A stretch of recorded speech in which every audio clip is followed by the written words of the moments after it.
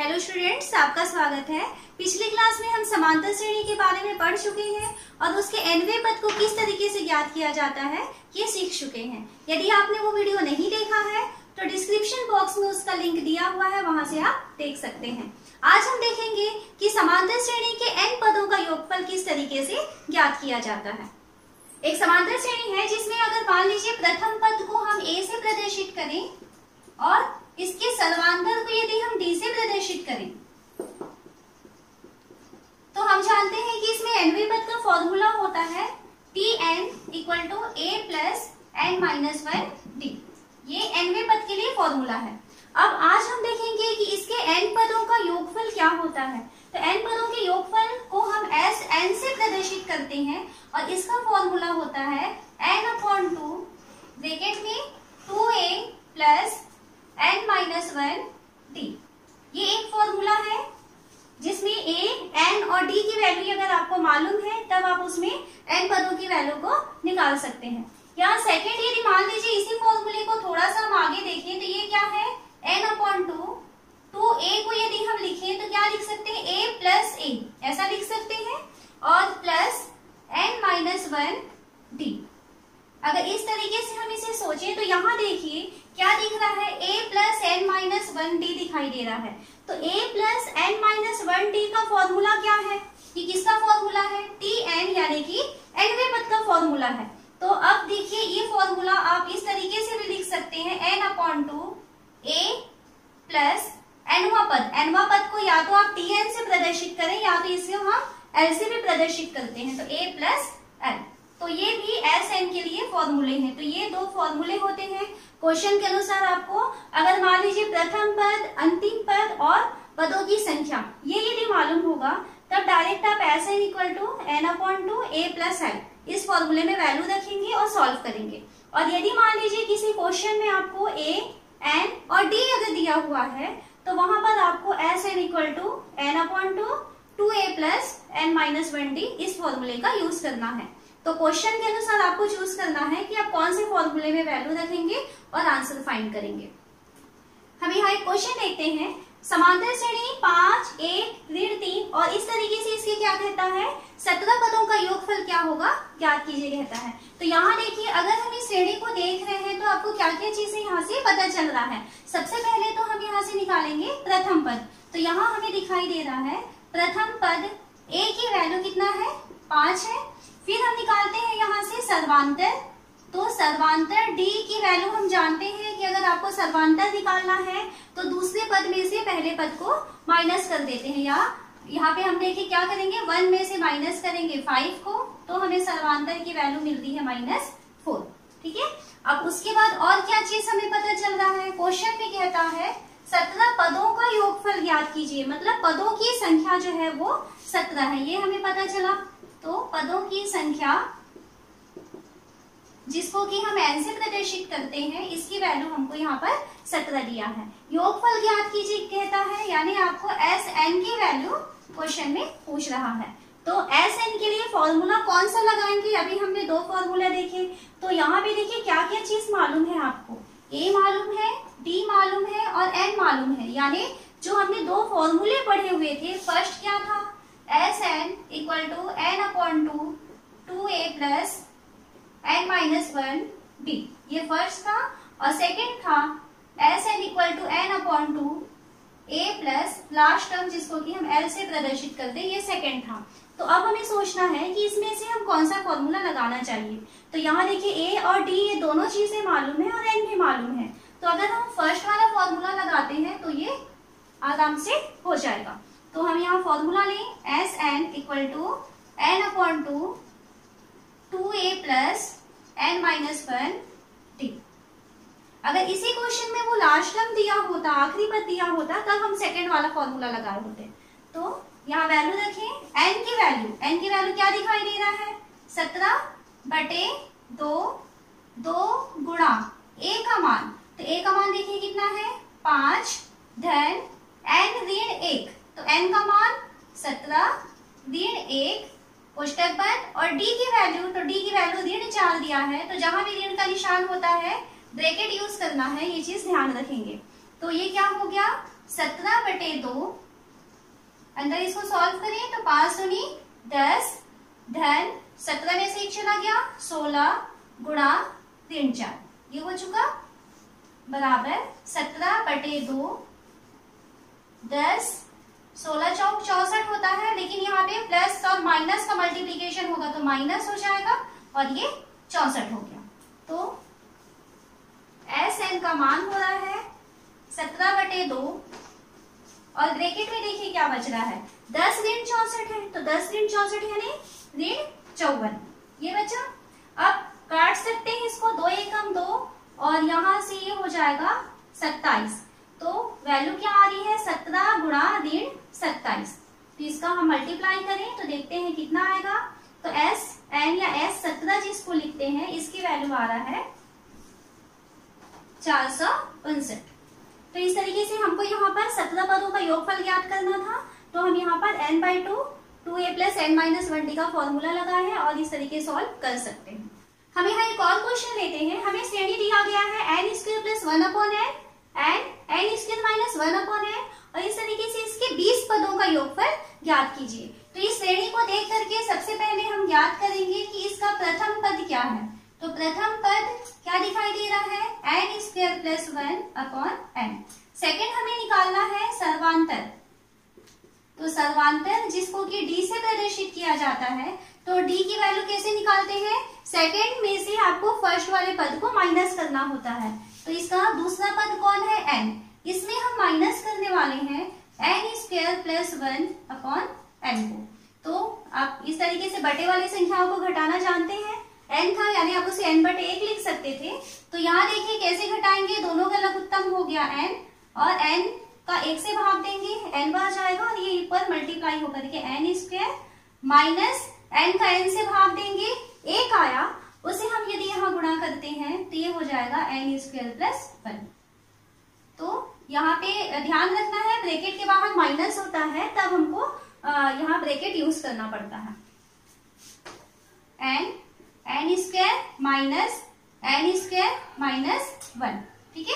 तो यहाँ से n² और n² दोनों कैंसिल हो गया, तो इसकी वैल्यू आ रही है -1/n। यहाँ पदों की संख्या देखिए, पदों की संख्या क्या दिखाई दे रही है 20 और हम यहाँ पे लिखते हैं पदों की संख्या। तो पदों की संख्या को हम जनरली स्मॉल n से प्रदर्शित करते हैं, लेकिन क्योंकि यहाँ पर क्वेश्चन में स्मॉल n का यूज हो चुका है, इसके लिए हम क्या करेंगे, पदों की संख्या को हम कैपिटल N से शो करेंगे और इसकी वैल्यू हमें दिया है 20।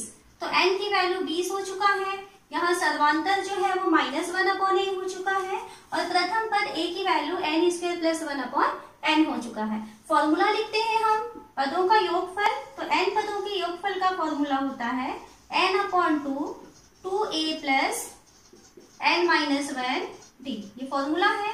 तो यहाँ वैल्यू रखते जाएं, तो n की वैल्यू देखिए, तो n की वैल्यू कितना है 20 बराबर 20/2 कोष्टक में 2a कहा है, तो a की वैल्यू कितना रखेंगे n² + 1/n, ये हो जाएगा और प्लस n-1।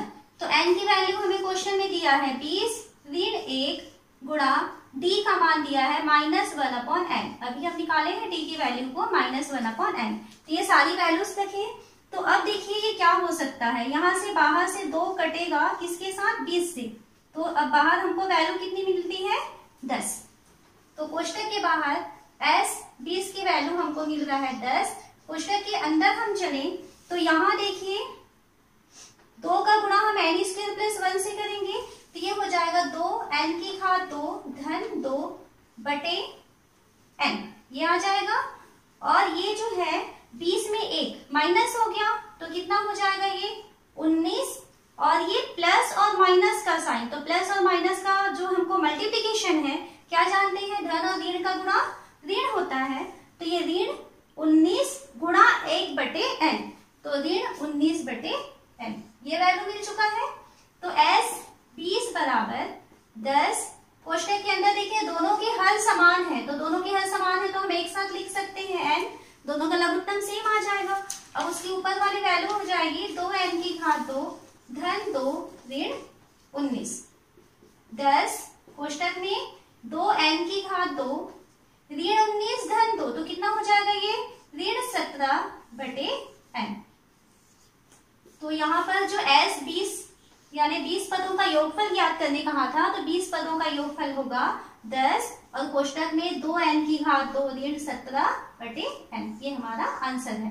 तो इस तरीके से अगर आपको श्रेणी दिया गया है, उस श्रेणी के पदों का योगफल ज्ञात करने कहता है, तो पहला काम है आप उस श्रेणी को देख करके उसका प्रथम पद ज्ञात करेंगे और उसके सेकंड पद में से प्रथम पद को माइनस करेंगे और वहां से डी की वैल्यू निकालेंगे। ए निकल गया, डी निकल गया, क्वेश्चन को देख के पता लगाएंगे कि आपको कितने पदों का योगफल ज्ञात करने कहा है, वो वैल्यू हो जाएगी n की वैल्यू, और उसके बाद आप यहाँ पे फॉर्मूले में यूज करके क्वेश्चन का आंसर को फाइंड करेंगे। यहाँ पे आपको ध्यान रखना है कि जहां कहीं भी माइनस का साइन आता है तो हमेशा ब्रैकेट यूज करेंगे। यदि आप माइनस के साइन में ब्रैकेट यूज नहीं करेंगे तो यहाँ पे गलती होने के चांसेस होते हैं। यहाँ हमें दो क्वेश्चन दिखाई दे रहा है। पहला क्वेश्चन है 9, 12, 15 और इस तरीके से श्रेणी के 16 पदों का योगफल ज्ञात कीजिए। और सेकंड क्वेश्चन है 8, 3, ऋण 2 और इस श्रेणी के 22 पदों का योगफल ज्ञात कीजिए। तो ये दो क्वेश्चन है जिसमें आप प्रथम पद, सर्वांतर और पदों की संख्या n की वैल्यू की सहायता से पदों के योगफल की वैल्यू को ज्ञात करेंगे। तो ये दो क्वेश्चन आप लोग खुद से सॉल्व करेंगे। नेक्स्ट क्वेश्चन है समांतर श्रेणी 24, 21, 18 के कितने पद लिए जाए कि योग 78 है। तो देखिए यहाँ पर अब आपको दिया हुआ है कि योग 78 है, मतलब आपको Sn की वैल्यू मालूम है और हमें क्या पूछना है, कितने पद लिए जाए, यानी कि पदों की संख्या की वैल्यू पूछ रहा है। तो यहाँ श्रेणी को देख करके हमें क्या क्या जानकारी मिल रही है पहले हम लिख लेते हैं। प्रथम पद A की वैल्यू 24 ये दिखाई दे रहा है। यहाँ से हम सर्वांतर निकालें तो सर्वांतर D का मान कैसे निकालते हैं, सेकंड पद में से फर्स्ट वाले पद को माइनस करते हैं। तो 21 में से 24 को घटा देंगे तो कितना आ रहा है ऋण 3। तो ये D का मान ऋण 3 हो चुका, A का मान 24 है। सवाल में और क्या दिखाई दे रहा है कि पदों का योग 78 है, तो पदों का योग यानी कि Sn का मान दिया हुआ है 78, ये भी हमको दिया हुआ है।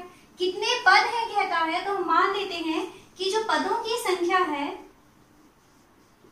वो n, तो n की वैल्यू हमें पूछना है, तो n की वैल्यू क्वेश्चन मार्क यानी हमको इसकी वैल्यू को ज्ञात करनी है। अब इसमें भी फॉर्मूला वही है, आपके पास a दिया है, d दिया है, Sn की वैल्यू है। तो a और d जब हम मालूम है तो आपको पता है कि अगर हमारे पास दो फॉर्मूले जो हमने पढ़े थे Sn के, उसमें से फर्स्ट वाले फॉर्मूले को यूज करना है। तो हमारे पास फॉर्मूला क्या होता है, Sn equal to n/2 2a plus n-1 d, ये फॉर्मूला है। इस फॉर्मूले में जो जो वैल्यू हम जानते हैं वो रखते जाए।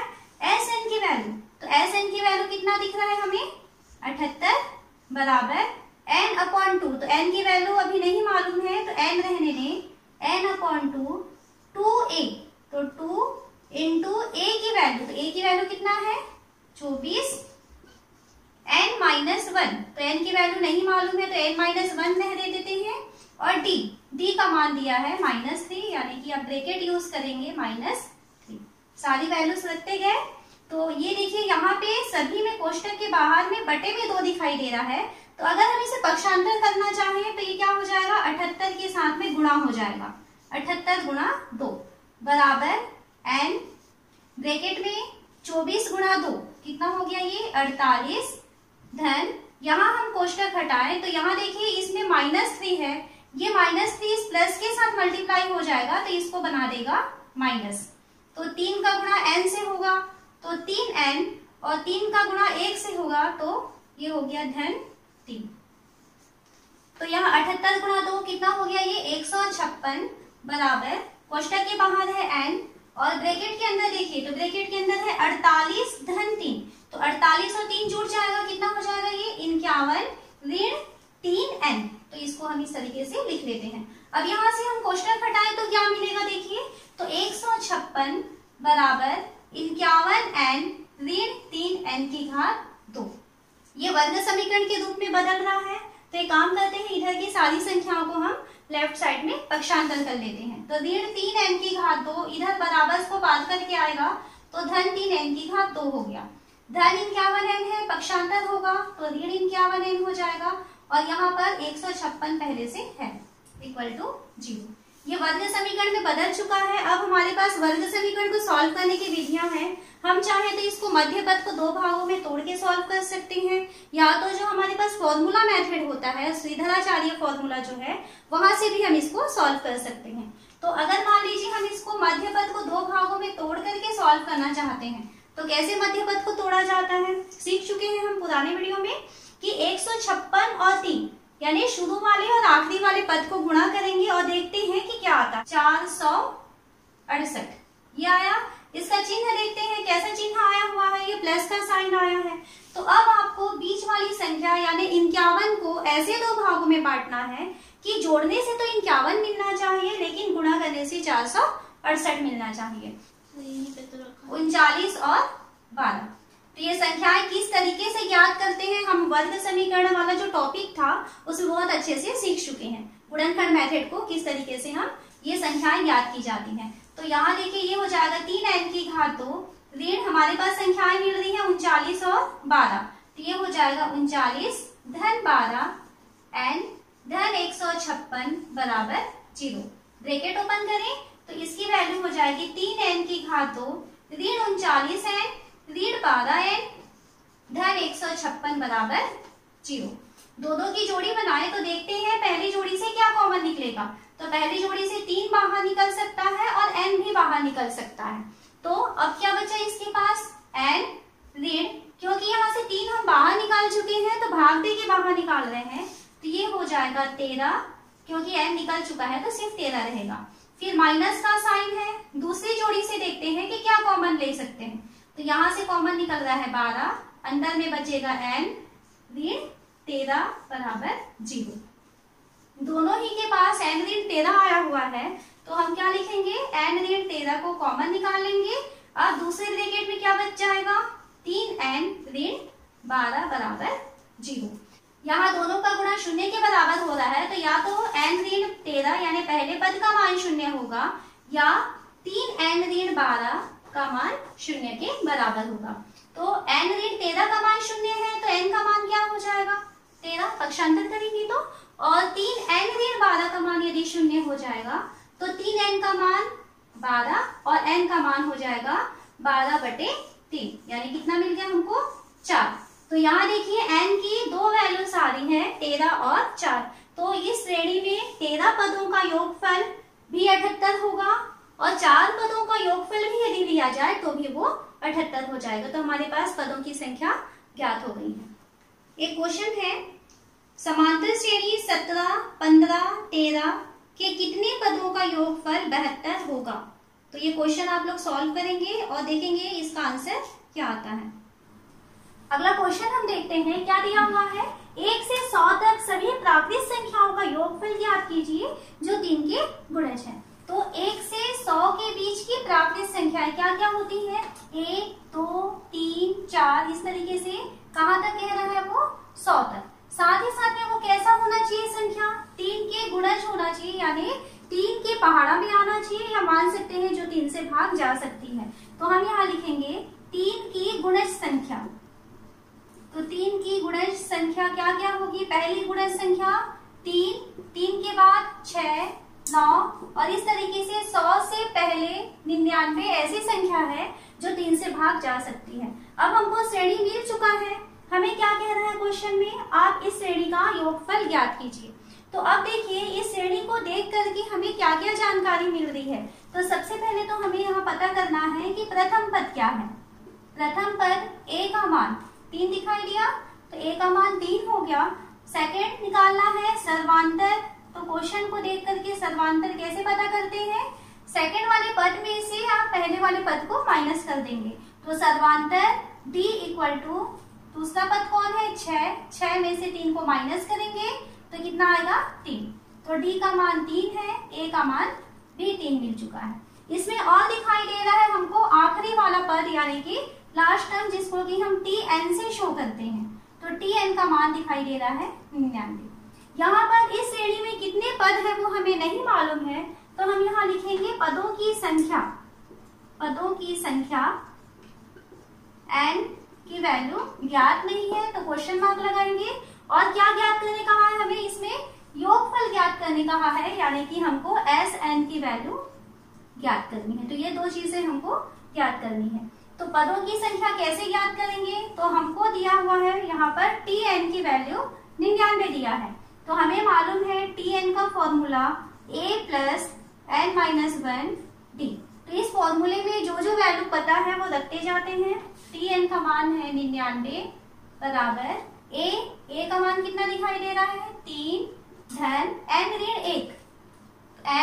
1 गुणा डी का मान, तो डी का मान भी 3 दिखाई दे रहा है, तो इसकी वैल्यू भी 3 अब करें तो 99 बराबर 3 धन 3n ऋण 3। यहाँ पे कोष्टक हटा दिए हैं तो ऋण 3 और धन 3 दोनों कैंसिल हो जाएगा, तो 3n का मान मिल रहा है 99।